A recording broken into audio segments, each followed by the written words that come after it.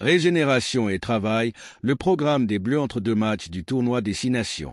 Entre le programme concocté par le staff pour les 19 protégés et la préparation des matchs à venir au tournoi des 6 nations pour les joueurs libérés, la semaine a été chargée pour les internationaux du 15 de France.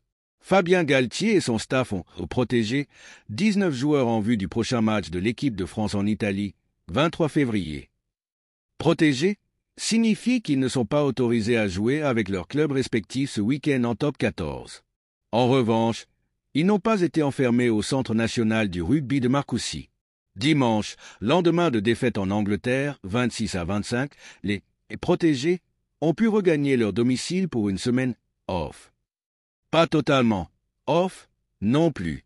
Les joueurs ne sont pas en vacances, sourit Nicolas Jean-Jean, le directeur de la performance de l'équipe de France.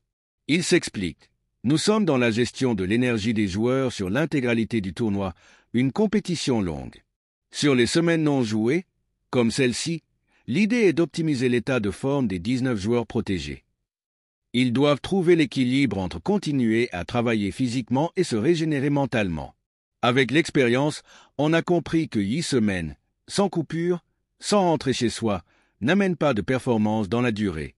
En proposant des coupures, on espère que les joueurs, et même le staff, vont retrouver de la fraîcheur. Mathieu Jalibert s'est par exemple octroyé une escapade sur le bassin d'Arcachon avant un passage à Disneyland Paris. Louis Bielbiarea, lui, était aperçu au concert de Gims à Bordeaux. Et Antoine Dupont? Mystère. Le capitaine des Bleus est resté très discret sur les réseaux sociaux.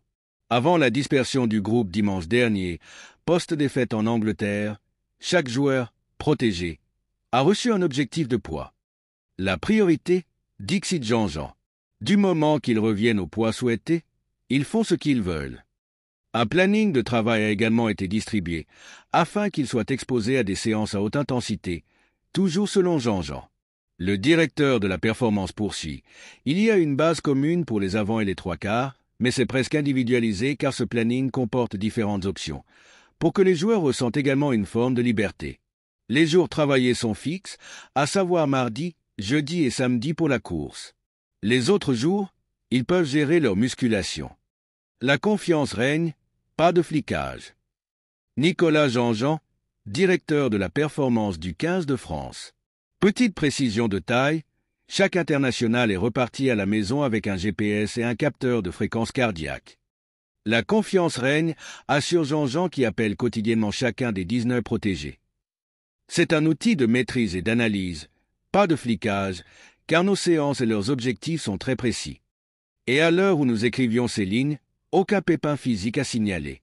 Mais il n'y a pas que les 19 protégés qui intéressent le staff de l'équipe de France. Georges-Henri Colombe, Stade Rochelet, Michael Guillard, Lyon, ainsi qu'Hugo Radou et Émilien Gaëton, Pau, qui étaient sur la feuille de match à Twickenham, vont jouer avec leurs clubs respectifs, qui sont totalement libres de les aligner ou non. Fabien Galtier et ses adjoints vont également surveiller tous les autres joueurs qui seront couchés sur la prochaine liste des 42 pour préparer le déplacement en Italie. Elle doit être annoncée jeudi. Et plus particulièrement les Toulousains Thibaut Flamand et Anthony Gelon, ou le Rochelais Reda Wardi, qui reviennent tous de blessures et susceptibles d'être de retour en bleu. Enfin, si Gaël Ficou ne reprendra pas avec le Racing, le trois quarts centre est fortement pressenti pour rallier directement Marcoussis lundi. Merci de bien vouloir vous abonner et de cliquer sur j'aime.